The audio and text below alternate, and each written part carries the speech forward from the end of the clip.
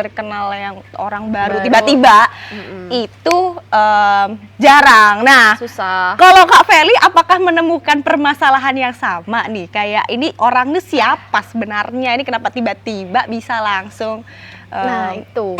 Gitu. Kayaknya kok nggak susah. Oh, nggak susah guys. Dan cuma aku doang yang merasa kesusahan. Hai semua, balik lagi di Favifu. Ini opiniku bareng Feli dan Vela di sini. Oke, udah lama banget ya kita tidak bersama-sama menyapa teman-teman Favifu. cerita di sesi Favifu. Kayak kalau nggak salah terakhir itu Favifu 2021 ya, kalau nggak salah ya. Udah lupa ya. Ini udah banyak, kita sudah 3 tahun bertemu lagi menyapa teman-teman Favifu. Pasti banyak cerita-cerita juga. Nah, biasanya Favifu ini kan berdua nih, Vela dan Feli. Tapi sekarang ayo kita menanya-nanya Kak Feli yang dengar-dengar sekarang sudah sudah berlabuh kapalnya di hati seseorang, guys. Nah, dengar-dengar Kak Vela ini juga baru berlabuh ya. Jadi nggak jauh beda sebenarnya ya. Mungkin ini cerita dulu Kak, gimana sih sekarang kehidupan dunia ini yang semakin gak karu-karuan, kenapa akhirnya bisa menemukan cinta sejati dan bisa bersama-sama membersamai lautan dan mengarungi angin dan ombak ini? Kayaknya kayak lagu yang baru tren sekarang ya. Apa tuh? Sepertinya sama. Beda Kak? Bukan. Beda. Bukan. Kenapa ya? Kayaknya karena lebih seru berdua ya daripada sendiri ya. Bener sih, berdua atau bertiga, berempat nih? Berdua aja. Tapi kayak apa ya, menurutku semakin kesini, maksudnya kita bertambah usia, kayak makin susah nggak sih kenal sama orang baru. Kayak ketemunya itu aja. Kalau nggak teman kerja, ya, temen kuliah dulu, temen SMA, temen nongkrong, atau kayak temennya teman gitu. Tapi kayak kalau bener-bener kenal yang orang baru tiba-tiba itu jarang. Nah, susah. kalau Kak Feli apakah menemukan permasalahan yang sama nih? Kayak ini orangnya siapa sebenarnya? Ini kenapa tiba-tiba bisa langsung Nah, itu. Gitu. Kayaknya kok nggak susah. Oh, nggak susah guys, dan cuma aku doang yang merasa kesusahan. Mungkin soalnya random ya. Oh, random. Jadi ketemunya di mana nih Kak? Kalau bertemu pertama kali sih di Ganjuran ya. Oh, cuman Ganjuran itu tempat doa ya, Gua jadi Maria. Mungkin kalian yang bingung, aduh jodohnya kemana? Ke Mekah aja nggak apa-apa, umroh. Ini ke Ganjuran. Ini ke Ganjuran. Oke, di sana ketemu. Jadi lagi berdoa, Tuhan berikanlah jodoh yang seagama. Lebih seru Bhinneka Tunggal Ika. Oh. Sepakat sih. Ngalaman ya? Sepakat. Di Ganjuran ketemu. Terus gimana awal mula interaksinya tuh gimana? Kayaknya sama-sama nggak pengen cari pasangan sebenarnya. Awalnya memang kayak orientasinya ya udah iseng-iseng aja. Saya udah 2 kali kalau nggak salah diajak kenalan sama orang di Ganjuran. Ini yang ketiga berarti? Oh enggak, ini yang kedua. Oh, yang kedua. Tapi yang satunya sudah sangat mapan. Sudah sangat matang ya. Ini terlalu matang yang pertama. Terus yang kedua nih, ternyata ya sepantaran lah. Terus ya udah awalnya nongkrong aja, tiba-tiba nikah yuk. Ya udah. Jeng. Kalian kaget kan? Kameramen kita juga kaget guys di belakang. Beneran, nah, ini gitu. Ini kan fenomena yang menurut aku cukup jarang aku temui gitu Kak. Biasanya kayak teman-temanku yang sudah menikah ini memang kayak mengalami proses pacaran dulu yang cukup lama, atau kayak at least aku tahu nih dia teman SMP ku, sama-sama teman SMP terus menikah. Apa sih yang kemudian membuat dirimu itu yakin untuk kayak oke, ayo kita menikah? Nggak ada. Sebenarnya karena yang pertama sih ngobrolnya nyambung guys. Oke, jadi ngobrolnya nyambung, komunikasinya dua arah, afirmatif gitu afirmatif. Ya. Karena kan yang kayaknya kalau denger lagu Bernadia itu kisah cinta masa lalu tuh. Nah, dulu tuh sama persis kayak Bernadia tuh. Tapi sekarang lebih untungnya informatif. Hidup masih berputar gitu. Betul. Jadi kayak ya udahlah ya, walaupun kehidupan percintaan masa lalu yang fucked up itu. Ya, tapi akhirnya dunia masih berputar guys. Hidup masih terus berjalan guys. Kalian pasti akan menemukan suatu saat akan begini, oh diajak nikah, yaudah nih pasti mantep gitu. Karena mungkin komunikasinya nyambung dua arah, terus word of affirmation iya, tapi act of service iya. Jadi Gitu. 5 love language-nya terpenuhi semua ya ini ya. Nah, ada satu pertanyaan nih Kak, terkadang emang di awal hubungan, mungkin di pengalamanku juga di 3 bulan awal tuh memang banyak love bombing, Curhat. love bombing, sugar coating, Sekarang lagi di masa itu kan. hal-hal yang baik nih keluar semua gitu. Nah, kalau menurut Kak Feli sekarang, gimana sih cara melihat atau membedakan antara kayak love bombing itu sampai akhirnya kemudian, oh ternyata dia orangnya beneran tulus kok, oh ternyata dia emang beneran sayang kok sama kita dan mau berkomitmen sama kita. Karena kebanyakan emang kayak hubungan itu baik-baiknya cuma di awal-awal aja, terus kemudian kayak di akhir-akhir kayak wah kemudian banyak yang nggak cocoknya dan segala macam. Nah kalau di pengalaman Kak Feli kayak gimana? Menemukan hal serupa nggak? Di awal-awal pernah love bombing juga dong, pasti dong. PDKT-nya tuh pasti kasih lah gula tuh, kasih lah pemanis lah. Iya ya. Kalau ngomong enggak kok kayaknya enggak, tapi iya kok, tapi enggak yang apa ya? Enggak yang sepenuhnya kayak gitu sih Kak Vela. Jadi ya di awal-awal pasti sih love bombing kayak gitu. Cuman aku kan orangnya agak ignorant gitu ya. Oke. Jadi dari awal emang udah ya udah bodo amat. Aku emang orangnya kayak gini. Kalau sebenarnya ini nggak oke, jangan Jangan ditiru. dicontoh. Nah, kalau biasanya kan kalau di awal hubungan itu, Vel, biasanya kayak 3 bulan awal itu kan apa ya, kita sedang merasakan butterfly, Love terus bombing. love bomb, benar love bombing, terus kayak kita memberikan hal yang terbaik untuk pasangan kita, dikeliatin yang baik-baik kayak gitu. Nah, kamu tuh menjumpai hal serupa juga nggak? Dan kayak kalau kamu menjumpai itu, gimana caranya kamu mengatasi itu? Soalnya biasanya kayak habis 3 bulan di awal terus kayak ternyata dia orangnya seperti ini kayak gitu. Kalau pengalaman kamu gimana? Kalau pengalaman aku, ya tapi sampai sekarang masih butterfly. Oh, sampai masih honeymoon, Honeymoon, iya, honeymoon phase. bener. Oh masih. Ya awal-awal pasti gitu. Cuman di awal-awal mungkin karena agak ignorant, jadi aku merasanya oh ya udah temenan aja. Jadi sampai awal-awal deket tuh juga oh kayak gini, tidak terlalu apa ya merasa aku tertarik banget nih. Mungkin karena dari awal tuh ya udah dijalanin dan orientasinya kan enggak langsung untuk hubungan serius ya. Emang selalu ditanyain gimana mau pacaran enggak. Aku selalu ngomong bentar dulu, selalu kayak gitu. Oke. Sampai bulan ketiga dia langsung ngomong nikah yuk. Can we just married? Anjing. Gitu. Gitu terus. Aku say salting, Cok. Aku kesegerku kayak aku membayangkan Terus apa yang kamu lakukan ketika dia ngomong itu? Terus aku hanya Itu langsung apa chat atau apa? Chat. Oh, itu chat. Oke. terus Itu pas chat. ketemu kenapa sih nikah terus? Ya nggak apa-apa, karena menurut aku udah cocok aja, nyambung ngomongnya, seru. Terus tiba-tiba mamahnya datang ke sini guys, karena dia wisuda. Terus Oke. Terus udah cocok nih masuk ke keluarga kita, mamahnya ngomong gitu kan saya juga agak ya. Berarti kayak respon positif tuh sudah ada gitu ya dari keluarganya, der langsung kayak ditodong, gitu langsung kayak langsung. Oke. Terus apa? Saya cuma Ada bisa cerita? kicep ya. Kayak Nah, harus jawab kalau apa. dari sisi Feli-nya, dari sisi keluargamu, kayak kaget nggak tiba-tiba anak bontotnya ini yang dulu selalu bilang Ibuku. nggak mau menikah ini, tiba-tiba Fun fact, saya tuh dari dulu kalau ditanya mau nikah kapan, tar dulu deh. Tiba-tiba nikah. ya gimana Pas kalau pertama kali ngomong ke ibu, ibu tuh responnya cuman tenanan ora, kok kita ngoyak-ngoyak banget, mbok sabar. Gitu responnya. Tapi nggak tahu kenapa ya guys. Mungkin karena Yosua langsung ke Solo juga ngomong ke bapak ibu. weh Terus ya wes semuanya tiba-tiba berjalan aja gitu. Jadi love bombingnya tuh hidup masih berputar. ya. ini lagu Bernadette tuh berhenti di kisah cinta yang lalu ya. Sekarang udah itu hidup Oke, masih oke, berjalan, oke. berputar. Ya.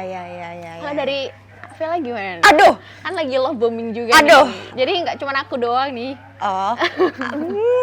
apa ya, ya udah sih, ini aku masih mendengarkan Bernadia.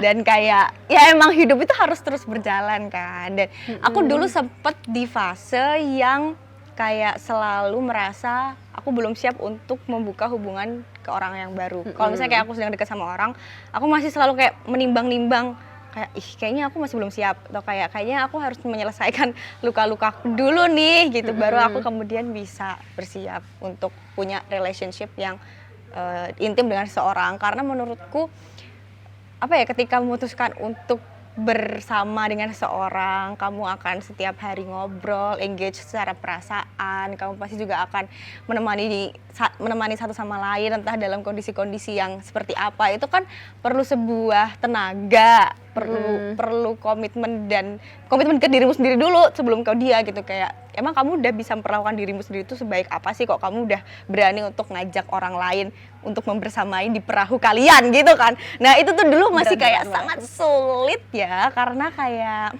aku cukup sedih dan aku cukup mendapatkan trauma dan ya aku nggak pengen bilang trauma, tapi kayak ada hal yang membuat aku harus berpikir berkali-kali untuk memutuskan. Dan kayak kemudian aku sering ngobrol sama banyak orang, kayak bahkan aku sering cerita ke kakak aku dan segala macam, sampai akhirnya aku berkesimpulan ya aku nggak bisa deh kalau misal terus-terusan kayak membentengi diriku sendiri gitu loh, karena pasti outputnya jadi sangat negatif, kayak entah aku jadi sangat memikirkan permasalahan yang nggak bisa aku selesain pada saat itu, dan aku nggak kemana-mana. Jadi kayak waktu itu aku akhirnya kayak memutuskan kayaknya ini adalah saat yang tepat untuk kayak aku membuka diri lagi deh gitu. Dan kayak untungnya tadi kayak orangnya yang tepat. Ya kita masih belum tahu nih orangnya tepat atau enggak, biarkan waktu menjawab ya. Tapi kayak udah ada usaha dari dalam diriku juga untuk kayak membuka diri. Dan untungnya orangnya juga satu frekuensi, terus obrolan-obrolannya juga mungkin nyambung sama kayak kamu. Idealisme hidupnya mirip-mirip lah. Maksudnya itu kan value ya, ketika kita ketemu sama orang itu kan yang paling kelihatan dan yang paling bisa untuk dipertarungkan itu kan value. Kayak kalau udah value-nya beda, perspektifnya udah beda, ya, kan itu sulit gitu. Nah sejauh ini di proses pengenalan ini masih sama, entah nggak tahu nanti di kedepannya akan menemukan obstacle apa, itu kan jadi bahasan lagi kayak gitu. Ya setuju banget, kayaknya itu yang bikin aku yakin ya, karena menurutku aku melihat sifat, karena aku kan dibesarkan bukan dari keluarga yang patriarkis, jadi sangat tidak normal aku mendengar ya perempuan tuh harus bisa gini. Bener. Nah, iya, aku paham. Ternyata Yosa itu juga bukan tipikal yang ya kamu yang harus gini, kamu yang harus ngurusin ini itu, tapi dia juga menawarkan diri untuk melakukan pekerjaan rumah atau dan lain sebagainya. Dan bahkan kemarin pas aku kan sempat operasi usus buntu ya, dia tuh video call jam 5 pagi lagi masakin bakso ikan apa ya, gitu lah pokoknya. Jadi apa ya, mungkin ideologi itu cocok banget, setuju banget sih value itu, karena kalau misalkan yang satu mengamini adanya patriarki di rumah, ternyata yang satu enggak, itu akan sering banget berantem kayak kakak saya. Ini bisa di-cut nanti. Iya, bener. Karena kayak nggak tahu ya, kan kita bertumbuh, berproses menjadi manusia, itu kan pasti banyak hal-hal yang udah kita amini, banyak hal-hal yang mungkin udah kita merasa kayak nggak cocok. Dan semakin gede itu semakin kebentuk gitu. Dan ketika kita ketemu sama orang, kita langsung bisa kayak merasa, aduh kayaknya enggak deh gitu. Aduh kamu kayak beda di perspektifnya sama aku, dan kayak ke depan kita akan menemui konflik kalau kita nggak clear, nggak sama-sama di sini, itu kayak itu potensi konfliknya cukup gede. Dan itu sempat aku rasakan juga di beberapa waktu yang lalu, kayak oke, ini kayaknya nggak cocok di bagian ini nggak cocok di bagian ini gitu. Jadi kayak sebelum kayak memutuskan untuk serius gitu ke seseorang, mungkin perlu juga nge-clearin ke diri sendiri tentang value apa sih yang selama ini kita pegang kayak gitu. Benar. Dan pastinya yang tidak patriarkis ya, itu kayaknya udah bare minimum ya. Ya sulit deh. Karena kalau udah akarnya patriarkis jadi kayak ya domestifikasi, ya objektifikasi, kecenderungan untuk dapat kekerasan dan segala macam. Itu jadi momok sih kalau aku lihat ya di tren generasi sekarang ini. Kayak kemarin sempat ada tren tentang marriage is scary. Bayangin kalau suami kamu ternyata bla bla bla bla bla bla gitu. Dan yang paling serem mungkin ini ya, orang dia lebih dengerin orang tuanya daripada dengerin pasangannya. Saya pamit undur diri. Saya pamit undur diri. Itu guys. Saya kemarin lagi trending kekerasan juga kan, KDRT. Tuh, Gempa guys, gempa sumpah. lagi trending ada beberapa kasus KDRT lah, atau misalkan kalau transfer ke orang tuanya tapi nggak ngomong ke pasangannya. Nah mungkin hal itu ya yang akar atau anak dari patriarki itu loh. Jadi kayak merasa yang harus memutuskan semuanya adalah laki-laki, terus perempuan itu nggak konteksnya berhak untuk tahu ini semua gitu-gitu. Ya benar sih. Padahal kan sebenarnya itu kan sebenarnya kuncinya adalah ini ya, apa namanya sih? Ya kesepakatan kalau menurutku ya, entah siapapun keluarga yang mau ditransferin nih, maksudnya kayak contohnya entah dari laki-laki atau perempuan, ya itu adalah kesepakatan dua sejoli ini gitu. Karena kan yang sedang apa namanya merajut tali keluarga ini kan adalah dua orang ini ya. Betul. Dan ya kemudian itu harusnya dikomunikasikan. Dan kalau misal kayak value-nya beda kayak kalau ya kalau kamu udah menikah ya kamu harus fokusnya ke keluarga intimu. Tapi kayak mungkin di value-nya ya enggak, aku kan dibesarkan dari orang tuaku juga. Jadi mungkin ada berapa persen dari ini kok yang aku bakal sisihin ke orang tua, dan kemudian kalau itu nggak bisa diterima, itu menimbulkan bibit-bibit konflik juga. Betul. Gitu. Jadi emang sulit ya, maksudnya kayak sulit. untuk menemukan pasangan yang klop secara perspektif, menemukan pasangan yang keluarganya juga mungkin bisa menerima di zaman sekarang ini. Nggak tahu deh, mungkin orang lain yang beruntung gitu bisa ya, tapi kayak itu kayak harus dipikirkan betul-betul. Ya dan walaupun matang-matang. nggak ada orang yang benar-benar akan 100% klop sama Iya, kita, benar. tapi at least nggak memaksakan untuk nanti dia paling berubah habis nikah, nggak. Itu perspektif yang salah. Itu salah. Itu salah. Itu fakta. Tidak bisa orang berubah setelah menikah, berubah tuh nggak bisa. Justru mungkin nggak berubah ya, tapi malah memperlihatkan, Ya, hal yang asli. Iya, Maksudnya kayak benar. ya kita memang belum terlalu mengenal aja, jadi kemudian ketika udah menikah kita banyak relasi-relasi yang menghadapkan kita ke permasalahan tertentu, dan akhirnya kayak ternyata dia kayak gini, ternyata dulu aku kurang mengenal dia gitu. Jadi seharusnya nggak berekspektasi dia akan berubah setelah menikah ya, tapi harus menyiapkan diri apa sih yang bakal ditemuin setelah menikah. Betul. Kamu Jadi sudah memikirkan itu belum? Sudah. Wih, gila guys. Karena- Kali yang saya temui di 2020, berapa mas kita ya? Kita mencanangkan Indonesia tanpa menikah, child free. Sekarang bro. Oh, mungkin juga hal positif nih. Aku pernah ngomong, kayaknya aku belum terlalu siap punya anak. Kalau misalkan aku minta dia vasektomi, dia mau nggak, dia mau. Jadi keren. Itu Iya, sih. Itu bener sih, obrolan lebih ke situ tuh emang perlu di-maintain di hubungan yang mau serius. Dibandingkan mempermasalahkan hal-hal yang tidak penting gitu ya. Kamu makan apa? Ya itu mungkin selingan, tapi kayak ya udah bersama terus tiba-tiba masalahnya ini masih cuma sebatas jealous-jealousan atau kayak nggak ada waktu buat aku, itu kayaknya udah bukan fasenya lagi ya untuk mempermasalahkan hal itu, tapi lebih kayak hal-hal yang value tadi loh, yang kayak gimana kalau besok ternyata aku diberikan sama Tuhan nih, ternyata rahimku tidak bisa memproduksi anak, kamu akan kayak gimana? Atau kayak kalau misal besok dunia sudah antah berantah ini, kamu masih mau gak? Atau kayak ya, terkait vasektomi, terkait parenting, terkait keuangan, terkait pendidikan anak, Banyak, itu guys. sangat banyak ya. Kalau aku jadi mikir ya sekarang ya, aduh. Buat teman-teman Gitu, yang guys. pengen punya pertanyaan seputar pernikahan, kan ini berarti hitungannya nikah muda nggak sih guys? Ini dia masih muda, dia masih kayak 24 tahun. Nikah muda, Mungkin nikah boleh muda. banget di bawah sini, karena besok November akan ada sesi momen Live streaming, momen iya. ketika kita datang ke nikahannya Feli, oke? Oke, ajak kita ya, undang kita. Oke, Jadi oke, besok oke. November sesudah podcast ini rilis, kita akan kayak ini guys, narasumber Live kita streaming, guys. kita akan live streaming ya, Fafi Food. Iya, Fafi, gimana Besok November. Mas Yosua, Mbak Feli. Tapi aku momen ketika. Tapi aku cukup pertama, aku kaget tapi nggak kaget. Maksudnya kayak oke, aku kaget Feli nikah, Feli nikah. Tapi kayak aku mikir lagi kayak ya mungkin memang kamu sudah menemukan yang benar-benar tepat. Karena kayak aku tahu sejarah percintaanmu sebelumnya kayak gimana, dan kayak Seburuk apa, Mas? Jadi tuh dulu teman-teman kita di sini tuh udah nyuruh saya putus selama 1 tahun ya, tapi saya goblok gitu teman-teman. Ya itu masa lalu lah. Masa lalu. Biarlah karakter development. Ini kamu bisa ada di titik ini karena kamu melalui proses-proses 1 tahun itu tadi, Mbak Feli. Betul. Kamu akhirnya tahu nih, oh aku sukanya tuh yang kayak gini, value-ku tuh kayak gini. Jadi kayak ketika kamu ketemu sama orang yang tepat kayak oh udah cocok, udah klop gitu. Gitu guys. Pertemuannya gimana? Udah diceritain tadi. Oh, udah ya. Pertemuannya di Ganjuran, tapi aku kayak curiga deh, ini kayaknya nggak di Ganjuran deh. Kayak aku mendengarkan ada sebuah cerita lain gitu. Mungkin boleh diceritain juga karena ini menarik banget guys. Menurutku ini menarik banget. Iya, jadi gitu guys.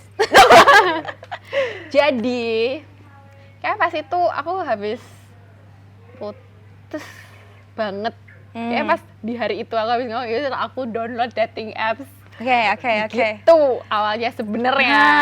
Tapi cuma 1 hari karena pas itu aku lagi sama sepupuku.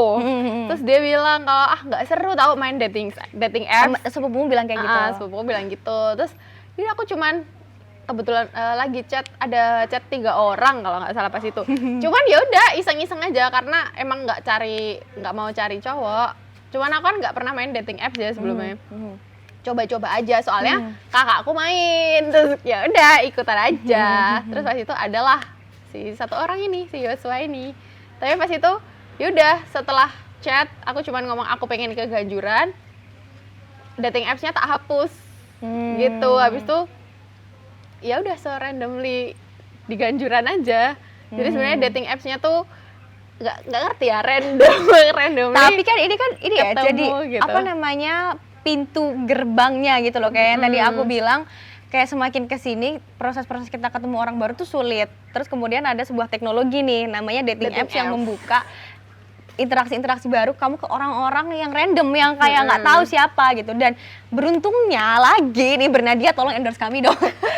Si Feli ini ketemu orangnya yang tepat. Maksudnya kayak sekarang stigma dating apps kan kayak orang-orang di sana yang pasti orientasinya ke aktivitas seksual atau kayak jadi predator seksual yang kayak cuman nyari FWB dan segala macam.